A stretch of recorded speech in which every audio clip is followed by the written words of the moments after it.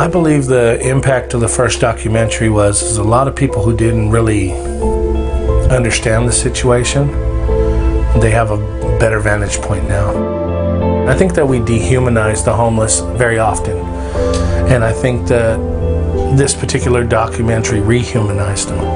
You know, it brought them back to the situation where we can see them as people. Well, it started a few years back. I met a gentleman named Kurt, and I was driving, I don't remember where I was driving. It was in the morning. He was sitting on a bus stop bench by Davis Park in Modesto. And what had happened is I got convicted. I turned around, I came back through, and I asked him, you know, what would you like to eat? And I think he said McDonald's, if I remember correctly. So I drove over to McDonald's, I grabbed a few things, and I was feeling convicted because, you know, I was like, man, I always give these guys food and stuff, but I never sit down and share a meal with them. Let me sit down and share a meal. And so I bought me something, and I sat down with him and ate with him, just talked to him, asked him about his life, who he was. And there was a swarm of flies around him, you know, and as we're eating and we're sitting there, the flies are getting on my mouth, they're getting on my face and everything, and I'm trying to swat them away, and it's really bugging me, you know, because I don't really like flies. A lot of people don't like flies, you know. And then I start thinking, I mean, you know, they're just flying around my head. You know, this guy's got to live in this situation. And here I am, you know, thinking I'm this empathetic type of guy and all this stuff. And really, I'm just scratching the surface, you know. And so I started feeding him at different times, talking with him, tried to get him in the gospel mission. It didn't work out. I think he had sores on him. He didn't want him to see him because he didn't want to go to the doctor. So I promised him I'd take him back home if he didn't check in. Took him home, never seen him again. And then I seen a young man by the name of Michael Scott. I was walking down the trail. I used to walk down the trail right there by Davis Park, like a block away, and it goes all the way to downtown just about. And Mike walks past me, and I say hello, and he says hello, and he says, oh, you want to buy some? And he had a bunch of stuff he stole from Walmart. And so, like, no. I said, no, but I'll pray for you. And so I prayed for him. He started crying. It was, you know, really a different situation. And so I said, you know, I know other people that'll pray if you want to tell them how you feel. And I recorded him on my little phone, and he told him what he needed help with, and people started praying for him. Next time I seen him was when we started doing this video. You know, that's kind of what springboarded this whole thing is, you know, Kurt and Mike. And it was crazy. I mean, there was other, you know, factors involved too. It was crazy because the next time we seen him during the video, you know, during the documentary, I mean, you know, he's washing windows. He's not stealing no more. And that was a blessing, you know. So the more we did, you know, we met the gentleman who did all those years in prison. We met all these different people, you know, and it was mind-blowing. You know, they had been dehumanized for so long, and they have been brought low for so long, and now here we are, we were able to, in a sense, rehumanize them. And that's what led to a bunch of different feedback. When people watched it, it really hit them in the heart. It really did, and they were just saying, you know, it brought me to tears. Grown men, you know. And so at that point, I just decided, you know, we're going to do a part 2.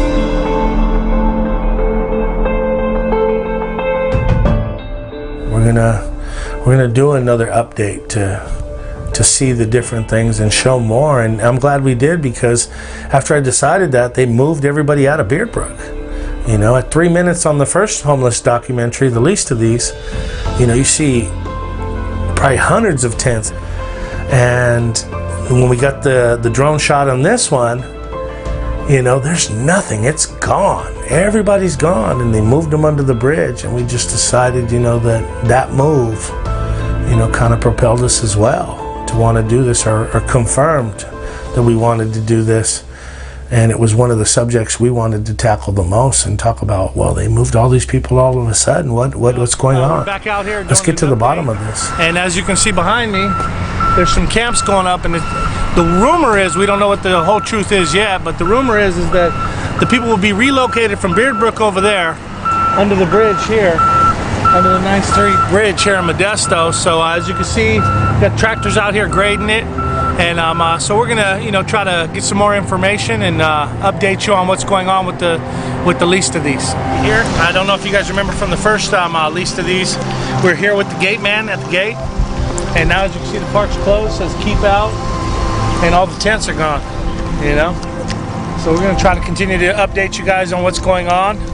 As we showed you last time, you know, or last time we came out here, the new tents are up, and it seems like people are living in there, and it looks very nice from the outside. So we're hoping to do more investigation and figure out exactly what's going on in there, and we're hopeful that it's a great situation and it's a better situation, but time will tell.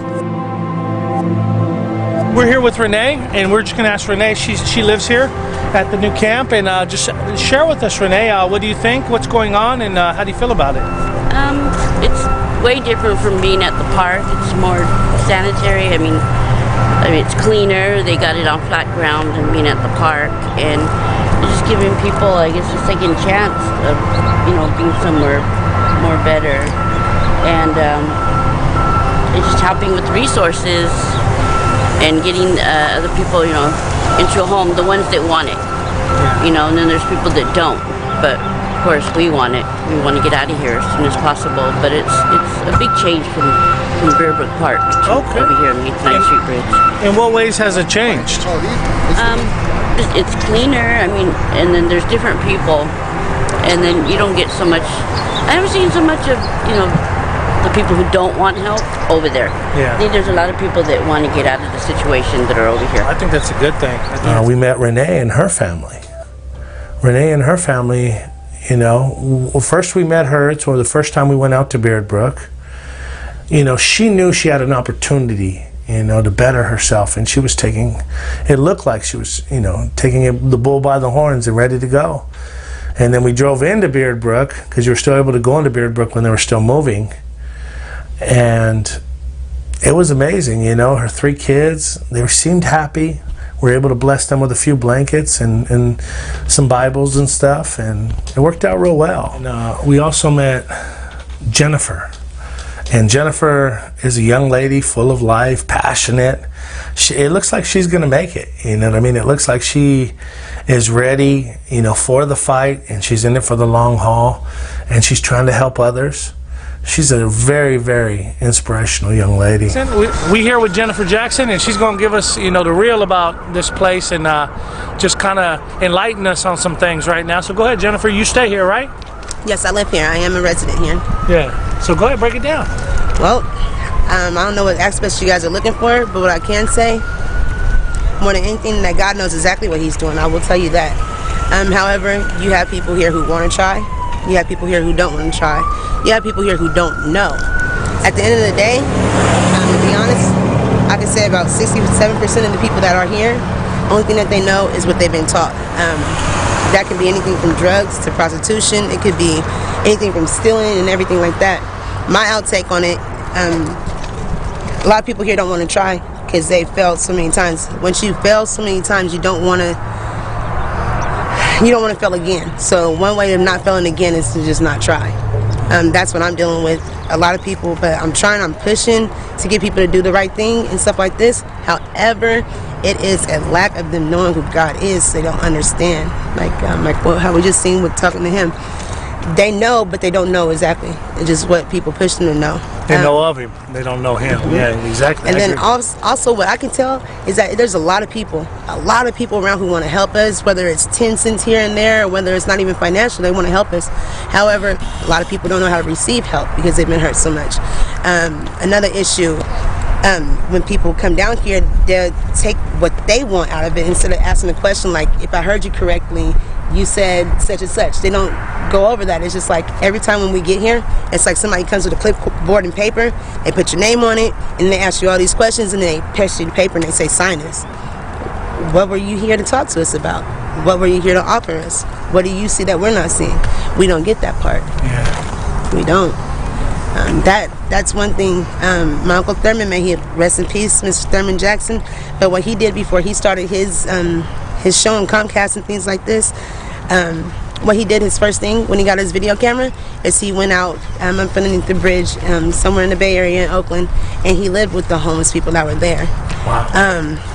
I can say that the beauty of it is that everybody's heart is really worn on their sleeve. People will talk to you if you ask.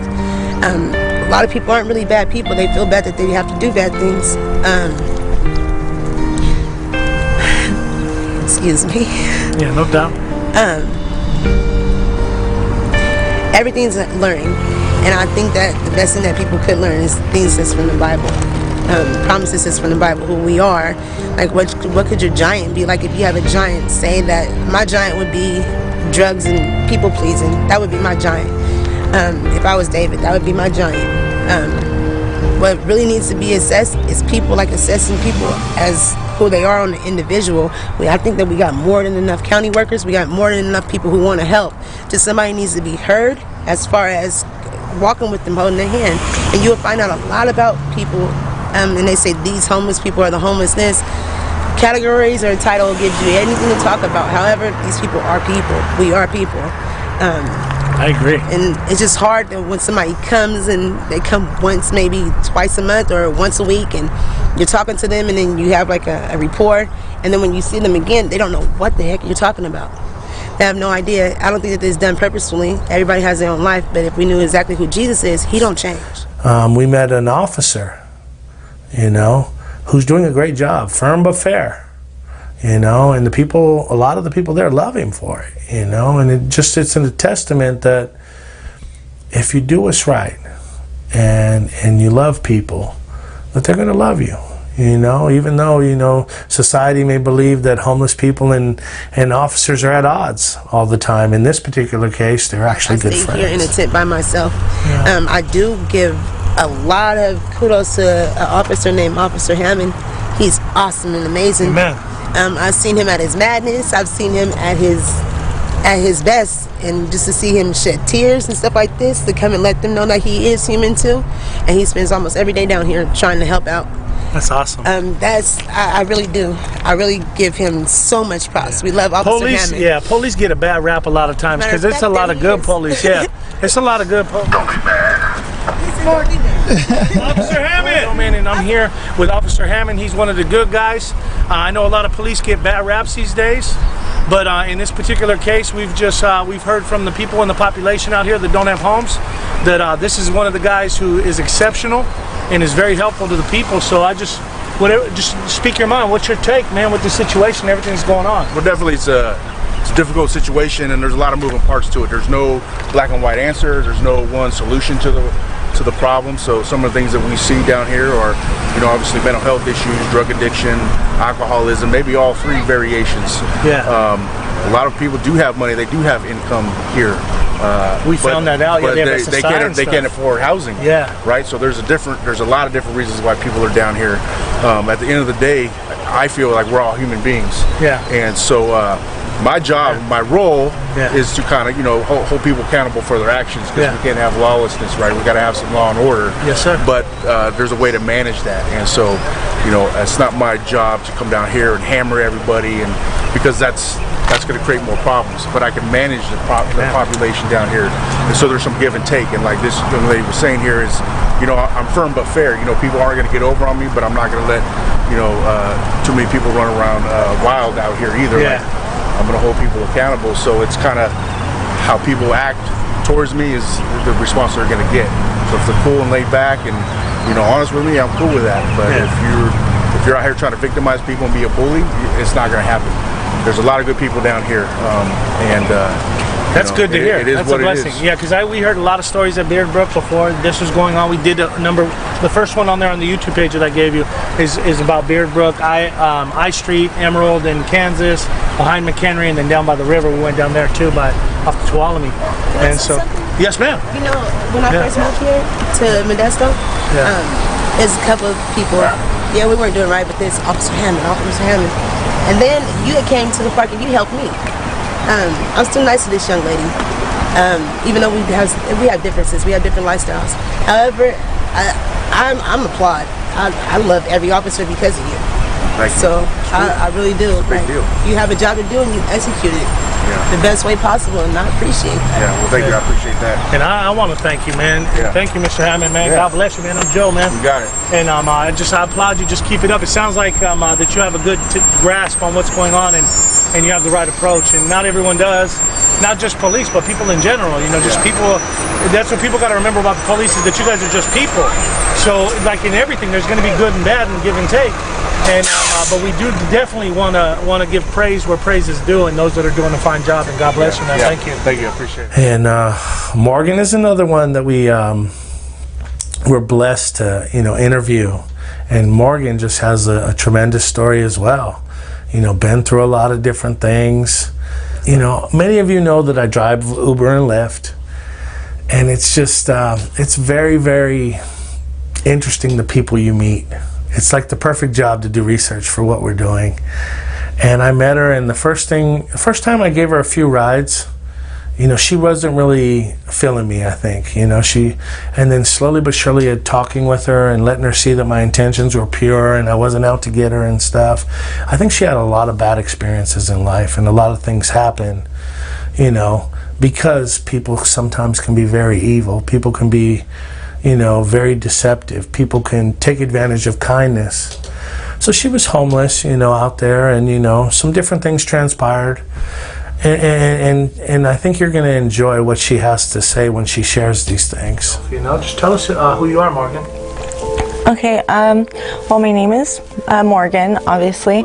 I went by Jordan when I was staying on the streets, mostly in LA and actually around here and stuff before I had him. And if it wasn't for him, I would probably still be living like that, which I stayed outside and panhandled and stole from stores and to sell stuff, and that's how I lived. I was on heroin, and if it wasn't for my son, I'd still be doing that today. Now I'm, a full-time college student, and I have a bunch of, I'm going to be an engineer, hopefully, if everything works out. So it was hard living outside, because I preferred it because I didn't like people, but I just wanted to be left alone. But it did wear on me, and it was kind of like when I was living in Hollywood in LA. It's kind of different than doing it here, but I had grown accustomed to that lifestyle, and so when I moved back, I kind of just fell back into those patterns again. And my friends are all just kind of like, what is wrong with her, but because I didn't really have to be out there, but I just, I had mental problems, and I was really a paranoid person, and I didn't trust people, and so I didn't feel like I had any options. It's hard, because once you get stuck in that cycle, then there's really not like a whole lot you can do, and usually you're too dirty or, hungry and just having to survive on what people will hand out to you a lot of times. I'd start staying in motels and stuff for a while when I started making more money, stealing things, boosting things, and I caught 15 different cases for stealing, petty thefts, and I ended up going to prison for it because I had $1,200 in merchandise, and I went to go run out the door with all of it. And I got tackled, obviously, and I used pepper spray, and they called that assault with a weapon. So I had to go to prison for 20 months. Wow. Yeah. So it's been a year since that's happened, but it was hard, to say the least. It's not a fun lifestyle. It's really, really not. And it is difficult because, you see everybody else, and it's just, I didn't feel connected with, anyone else. And I would just, once you start getting used to it, it's, and you kind of become like a bad person. Not a bad person, but it's easy to get bitter, and to see everybody else, living their lives and being functional and have a warm and safe place to go to and not have to worry about their stuff being stolen, not have to worry about anybody touching them, not have to worry about any of that stuff, and it would make me mad, jealous sort of other people, and make me feel even more isolated. So it was hard. Big one, I've seen it. Yeah, you feel better now? Yeah, look at that grin. Yeah. That's Kane. His name's Kane. He's my little angel. He's a little sweetheart. He's a blessing. he's nice. I didn't think I'd ever be able to say that word either, but I can now and not feel like bitter or, you know, anything like that. But so I don't know. I have like, you know, even living out there like that, there were actually, you know, I know I'm a lot more fortunate than a lot of other people who have to stay out there because, you know, a lot of people did a lot of nice stuff for me. You know, a lot of people helped me in a lot of ways, and it always made such a difference in my life at the time. And because it was really, really hard feeling alone and feeling like victimized and like nobody cares and not really having the resources to be able to do anything about it and not having the mental or emotional stability to even like think straight. It was really, really hard. But like I said, people were really nice to me and helped me a lot, and every little thing mattered, you know, and helps me get through it. So it's like a dichotomy. There was some that helped and then some that hurt. Yeah. Right, yeah, and even still today, I always try to help people, you know, because a lot of people have helped me. So I always try to, you know, help people out and do what I can for... So let me ask you, what are some of the ways people can help people out there? And what are some of the ways maybe people helped you when you were out there? So they can better understand what helps and what doesn't, at least from your perspective. Yeah, well, I would say, you know, just little things, I guess. People not running you off if you're like just sitting somewhere trying to mind your own business or whatever. That was like the worst part. It was so embarrassing because, you know, you'd just be posted up somewhere and then it'd be like a place that you're not allowed to be, and people can be like really mean, you know, about it. But it's kind of like, well, I guess blankets always help. I was trying to think, you know, what would really help anybody, but maybe having designated areas where you don't have to have anything in there, but just with something with, you know, a roof on top and just like an open area where there's just cement, and maybe have blankets, like a pile of blankets or something, where people, where people can, a designated place to go sleep if they don't have a place to live, because being in like, you know, homeless shelters and things like that don't always, for people who have mental disorders or whatever, it doesn't really work out that well because they, you know, because they're not going to go to a place like that, you know. And usually a lot of people who won't seek help from resources usually do have either mental problems or drug problems or a combination of both, because they usually go hand in hand. So, as you can see, you know, Morgan has been through a lot of things, like I initially said, and the most amazing thing is her love. You know, she got pregnant and she knew that she didn't want her baby to go through and see some of the things that she had seen. So she knew she had to get out of that situation. And she kind of just got on her feet and did it, you know, which is pretty amazing.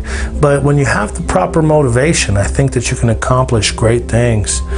And Kane is a beautiful little dude, you know, as you guys could see, you know. It was a powerful thing to hear her speak about her love for Kane.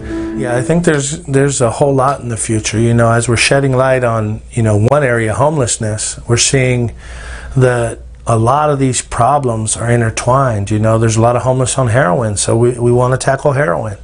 You know, there's a lot of homeless who had been in prison and on heroin, you know, so we're next, you know, life after prison should be done probably within a month from when this one drops. You know, there's heroin, there's prison, there's the sex trafficking. You know, that's a big thing out there in the homeless community.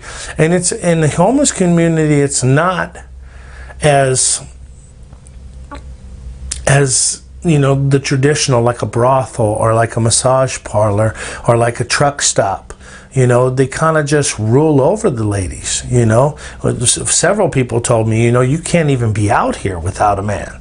You know, one lady told me, you know, she had been raped 6 times, you know, and that was not how many times they attempted.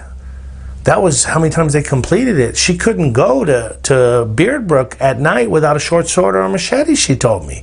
Now, we didn't, that was a conversation I had in, you know, on a Lyft and Uber ride, but it just blew my mind, and it confirmed what I had already heard, which was, you know, you can't survive without a man. I thought it was innocent. I didn't think it was rape. But, you know, just some of the things they said, you know, the men do what they want with the women out here, you know, kind of brought more light to information I already had. You know, and then from there we can venture off to the truck stops or the massage parlors or the whatever it may be. You know, same thing with not just life after prison. I used to work in CYA, a lot of people know, you know.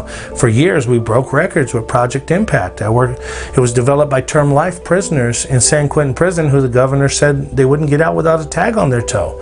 I just talked to Buck from Fillmore, who kind of does a lot of, you know, coordinating for that. They're going to have a banquet. He gave me permission to interview the lifers at the banquet when they have it.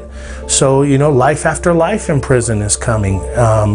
You know, we worked with kids in CYA. I know a bunch of kids that would love to tell their story. Life after CYA. Me and Mario and other guys I know were on the run for a long time, you know, life after life on the run.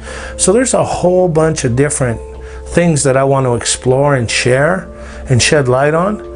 You know, in some ways to warn young people, you know, about paths you may take and where they may lead. You know, in other cases like homelessness, maybe to help create empathy so people will want to help other people who are in situations. In Morgan's case, you know, having a child and letting that be the motivation to change your whole life. You know, how, you know, maybe a child isn't such a bad thing in a bad situation. Maybe it gives you the motivation to completely change. Just share perspectives that are often shunned and not considered, and maybe shed new light on situations, and just to help society be a better place, you know.